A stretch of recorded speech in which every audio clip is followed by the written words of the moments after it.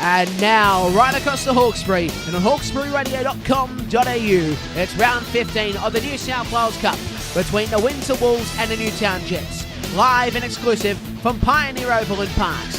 Thanks to our sponsors Oswater Storage Solutions, Bucksworth Industrial Supplies and Fitzgerald Motors. Now let's go to our commentary team of Geoff Mann, Big John Little, Fred Lucas and Alex Holibus. Here is Big John Little.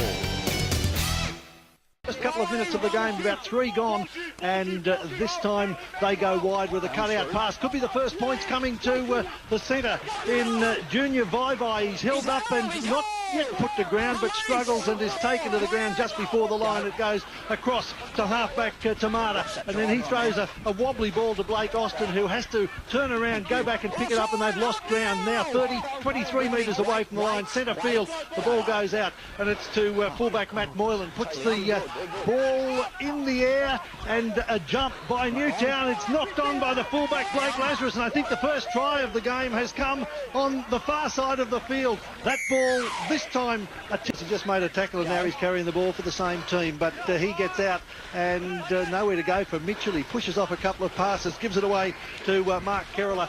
Kerala gets it out to his 5'8" car, and he's taken 28 metres out, about 15 metres in from the western or the eastern side of the field on the 5th tackle. They grub her through, and could be a crucial play for Newtown Jets. They've got the numbers. They forced an error. The ball has been dropped, knocked out of his hand. The fullback Matt Moylan for Windsor half. It goes across to Tamata, and then he finds a runner heading towards the post.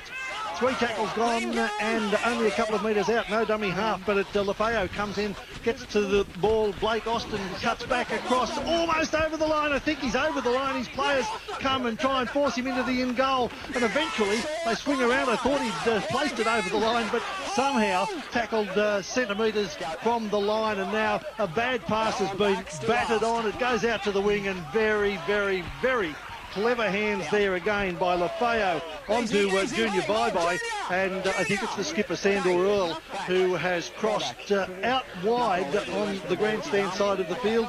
It was Dave Simmons who's crossed on this side of the field. They've taken the ball 38 metres away from the Newtown Jets line, leading by 10 points to 6, and this time the replacement Pulu takes the ball forward, held, gets it back, and it's fallen fortuitously as it goes across the line, and that man Lafayette, there it is, magnificent, steps off his right foot, then off his left foot, and then manages to offload the ball with one hand, looking to work a much bigger man, and finds raking it forward Mitch Johnson. So they're within striking distance again, the Windsor Wolves, leading by 10. Mundine a dummy half, and they set to the left but come back to the right, and it's the fullback Matt Moylan, only a little man, and he's taken by the Newtown defence. Tom Simons there along with one of his second rows, and it goes across the back line, and one of those little dummies to himself, a la the great Benji Marshall. The ball goes out wide, and Simons, coming off some great work by Matt Moylan,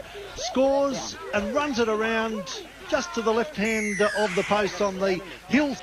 The 18 is on there. Glenn Dumbrell playing at hooker. He's on in place of Marshall, and out of there, a little bit of speed, goes across the field. They work it wide, and then a player coming back across the ruck creates a hole. That was a brilliant piece of work by the Tom Simons, the number 12, and he's found Everett Verassi, the other prop forward, and again the little hooker is there waving his arms. Ref, get him off, get him off. He wants them out of the way. The ball is played slowly, and it's gone to the halfback, who sets across field. Lovely ball from Arana Tamata, and the second rower Lafayette, who we predicted at half-time would be the man of the match, has run onto it. This time the ball forward, and then it was his second-row teammate Lafayette, and they've taken it out to the halfway line with Nappy.